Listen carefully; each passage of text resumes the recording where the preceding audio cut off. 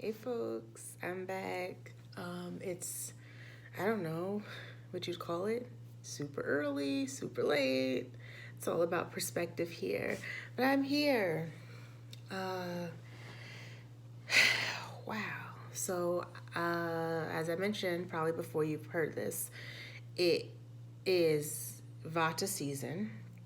If you follow Ayurveda, you are familiar with Vata. Vata is one of the three constitutions a person that can make up a person, an individual, according to Ayurveda. And for someone like me, I have a lot of Vata in my constitution. And in the fall, it's considered Vata season because things start drying out. It gets very windy. And people who tend to have a lot of Vata in their constitution have a lot of trouble with those things. So right now, sometimes my sleeping gets a little disordered, or I'm very affected by the weather outside, and my allergies flare up a lot in autumn. So, hey, you just gotta roll with it. So here I am, actually finishing up a reading because yesterday morning, before I was heading out, I felt like, oh, I need to pull these cards right now. I got to pull these cards right now. So I pulled a few of them then, and then I pulled a couple more just a few moments ago. So let me think of what's happening right now. We just had a new moon in Scorpio, and Scorpio is very intense. And new moon is actually probably one of the reasons why I'm tired as well. New moon is when the moon just waned down to nothing really, complete darkness.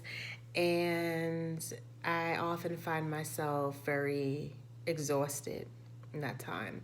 The new moon is a perfect time to manifest or attract the things that you want in your life.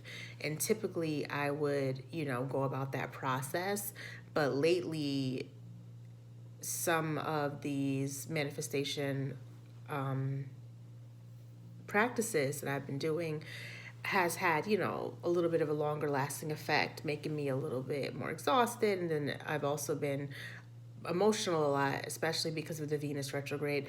And Venus will be going direct next week, Saturday. So we only have a little over a week until Venus goes direct. It's very that's a good thing. And then of course the shadow period goes on for another month, and we're currently in Jupiter retrograde in Sagittarius, and that's exciting for me because from all of the ups and downs that I've been experiencing from Mars retrograde on into Venus, and this Jupiter Sag is one that I'm really looking forward to.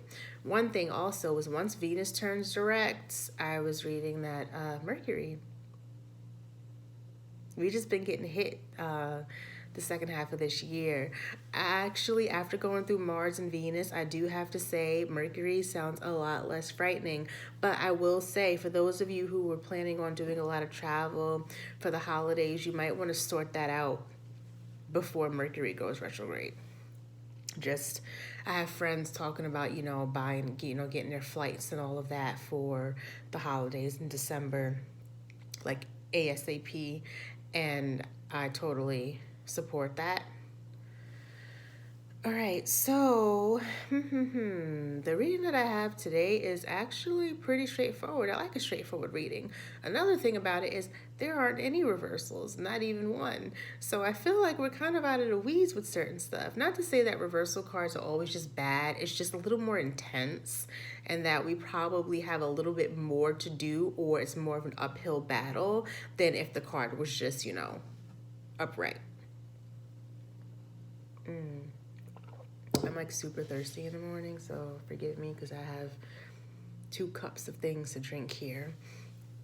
All right, so we're gonna get started with the Enchanted Map deck, and the first card that came up was Ghostlands, number 17, Ghostlands. And what this card is saying is, hey, hi, be present, right here, right now. Don't worry about like the past and don't worry about the future. The past is a good point of reference. And if you listen to, first of all, this Ghostlands card came up in some other reading recently. It probably was reversed, honestly, but it came up. And the thing about it is, and I know I mentioned in one of my recent ones that, avoid taking your past and projecting it into your present. So this Ghostlands card supports that because it's asking you to remain present, and your past can be a point of reference, but try not to superimpose that into your present as if it's the same situation as you recognize it to be from before. Also, don't get too caught up on your future as well. Now, for the planner people, that gets to be a little bit rough because we want to make a path and we want to set goals and have intentions and take actions that are going to get us to this end goal we're looking for. But if you remember from my last reading, I mentioned when I was reading in a self-help book I'm checking out now, that you don't really know, you can't really foresee exactly what you want or how you'll be happy unless you really have something to compare it to. And usually we're able to craft what we don't want based on things that we had and we were like, whoa, no, did not want that, don't want that again. And that's how we can kind of craft what we would want in our future. But if we haven't experienced the opposite of something, we don't necessarily know if that thing is really going to be what we need. So if you stay in the present moment and you feel what you're feeling in those moments, and if it's bringing you joy or happiness or something in that moment, that gives you an idea of, of course, what you like. And if you stay on the path of authenticity and staying true to what makes you happy or content and satisfies you and brings you joy, then that's a good place to start. I think where we get caught up in is we sacrifice what would make us happy and joyful and content for someone else or something else or some sort of obligation that we have. And that can kind of take us off course because sometimes we're not even handed these obligations from another person or entity. We're bringing them on ourselves as a way to prevent us from seeking exactly what it is that we want or living in a way that we truly want to live. And that's because of fear. So if we have this fear innate of having things come to us easily or having these consistent feelings of joy or happiness, if that makes us feel nervous, then we're going to put obstacles in our way to take us away from it. And one of the reasons why we feel fear, and I learning this from this book I'm reading, it's wonderful. Next time I'm going to have the information about it because it's awesome, and I want to give this guy some credit. But he mentions that sometimes we feel that if we are happy and we are content, that means our progress is done. We don't get to keep progressing. That's the end of the road, and it's not true. Keep going. You'll just be happier while you're continuing to make progress. But we can be afraid of that, right? So, and that was just where we were, trying to make sure we stayed present. So we're staying present. We are focusing on the situations as they are right now, not what they could be, not what they once were. You got to focus on what it is in that exact moment. You can't really tell the future and say, well, this is like this now, but maybe after this happens, or maybe next week, or maybe, no, it's what it is right now. So when you know what your circumstances are right now, you have a compass for where to go.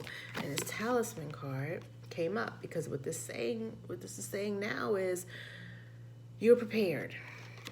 You're prepared to make decisions. Remember, last time we had that choice card. Choices have to be made. But now you're in a position to make choices because you have a compass, an internal compass. The thing about your internal compass is, and your intuition, don't ignore it. Don't. Sometimes we doubt what the alarm bells inside are saying, because we want a different outcome than what might happen if we take actions based on what our gut is saying. Don't allow anything anyone says or does to take you off course or away from what your internal compass is saying and what your intuition is telling you. So sit with yourself. I'm not saying you got to jump up and just feel worked up and make rash decisions, but really if the same thing keeps coming up in your gut over and over and over again, and you just pay attention.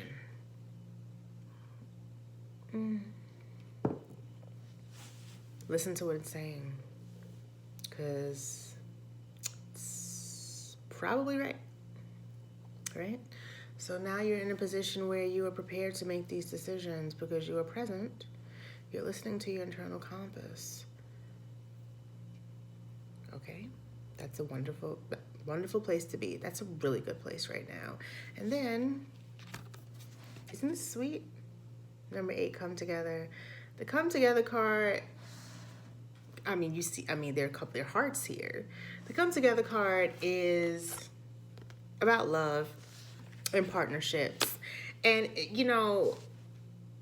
obviously, this certainly can mean a romantic partnership coming together. It can be a coming together of you and spirit, you and another person, you and something you love. So my whole thing with the coming together card is that the things that you've been working on, that you've been feeding, investing, fueling, nurturing, beginning to come together. That could be your whole life.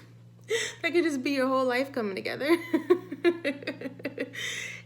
And the one thing about things coming together, what you have to understand is, in order for things to come together, sometimes other things might have to come apart. So if you had a lot of loss in this long stretch of relationship ups and downs, stemming from Mars retrograde on through Venus, if you've been stepping back from people, losing people, the breakdown of relationships, considering ending a relationship now, or thinking about, dissolving a friendship, because the thing about it is, remember, Venus retrograde this is all about the analysis of ourselves and how we interact with others and the quality of our relationships.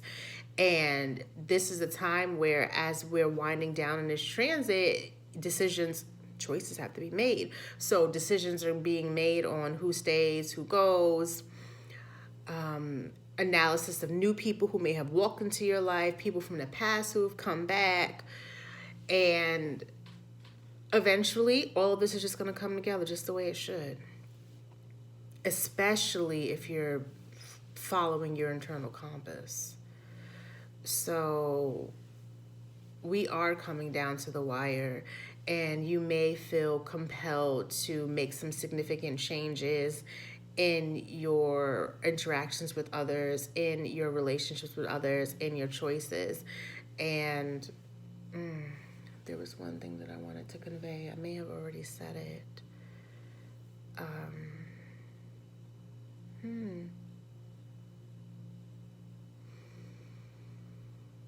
Sit with yourself, of course, and don't let anyone else's noise take you off course in regard to anything that you're feeling that's coming up for you that's going to help you make a decision about your next step in a relationship, in a job, in an endeavor, entrepreneurial, or anything of the sort. If you're thinking about taking the next big step in a direction that's going to serve you, don't let anything else external get in the way of that. And one of the other things that I want to mention is, it's totally on the tip of my tongue. Pay attention when you're making these choices, but pay attention to not just what's being said and done, but what's not being said and what's not being done. That is so significant. Usually, when we react, we're reacting to something that is in front of us, has happened, something we want and are not getting. It's in the moment, immediate, and we're just focusing on the things that are happening. Pay attention to the things that are not happening. That is critical, right? And I also pulled 2 more cards. I have a love deck card, Heart of God. Basically, this, same deal. Follow your heart. But to follow your heart, you got to kind of know what's happening, which means sitting with yourself, staying present. So that means not injecting your past into your present, not being too worked up about the future, sitting with yourself, getting your values together. And remember, we talked about how you can figure out your values. Think about how you want to feel and think about the actions you can take for you to feel that way. That helps you out with knowing what you value. This is to follow your heart and also find in your heart your purpose. Because I'm going to tell you, chances are you might be feeling unfulfilled or miserable or stressed or overwhelmed or out of control if you don't know what your purpose is. Conversely, you can feel those ways if you do know what your purpose is, but don't have an outlet or support or the time. You know, if you're juggling too much, that might also make you feel that way. But you got to get in tune with your heart so that you can know what's next for you, where to go. Where to go. Think about what it's saying to you.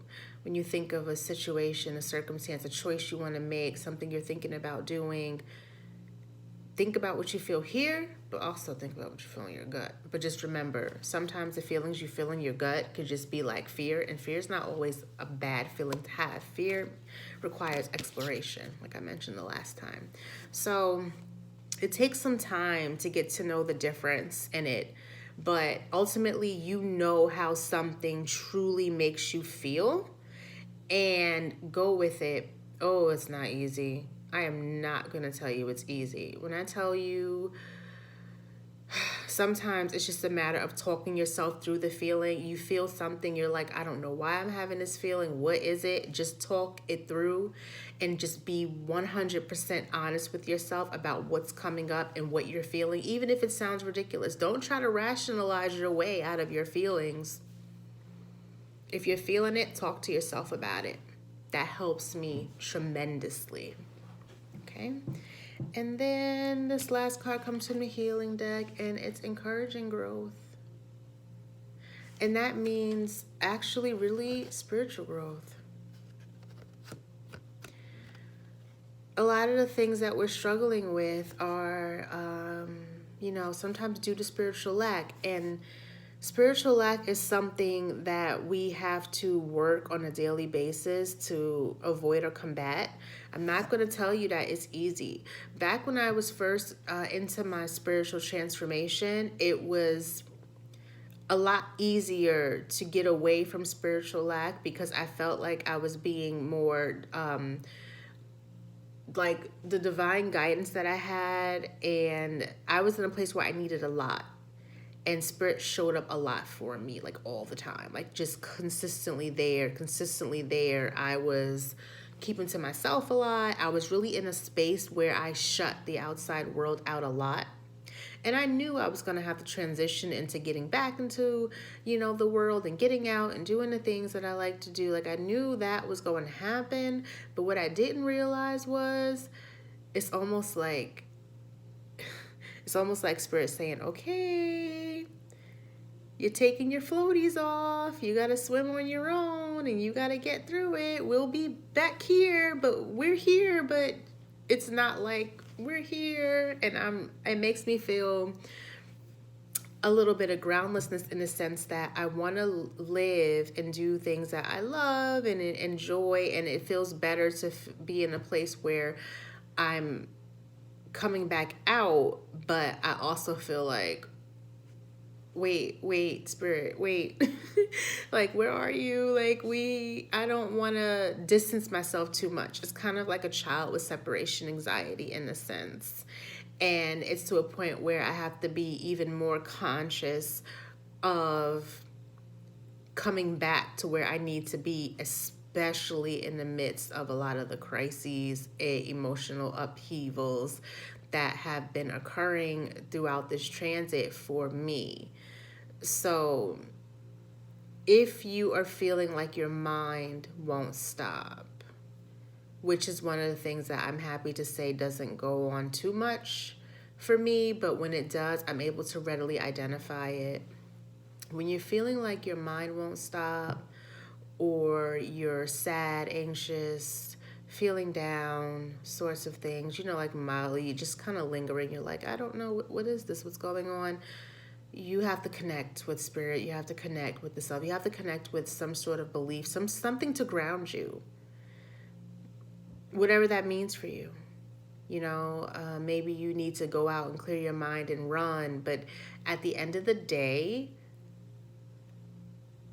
whatever you're leaning on to ground you, you cannot ignore the healing element of it. So you can't just set up a whole bunch of coping mechanisms to get through it. You actually have to get to the bottom of the issue. So if a lot of things are stressing you out, some things do have to get cut out.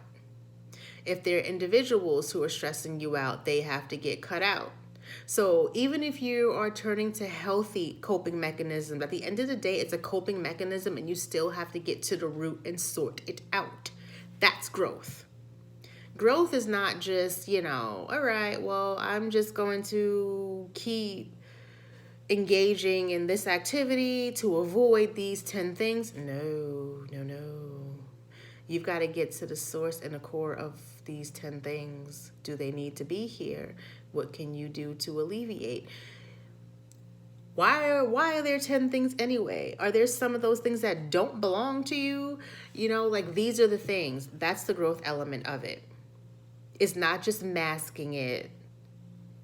It's not. You have to get to the bottom of what's underlying, and that is the hard part, because when it comes down to you having to make these tough decisions, it can be scary. It can feel like you don't have ground underneath your feet. Or you're fearful of what's going to come up. Honey, pain don't kill you, and you can't cheat it.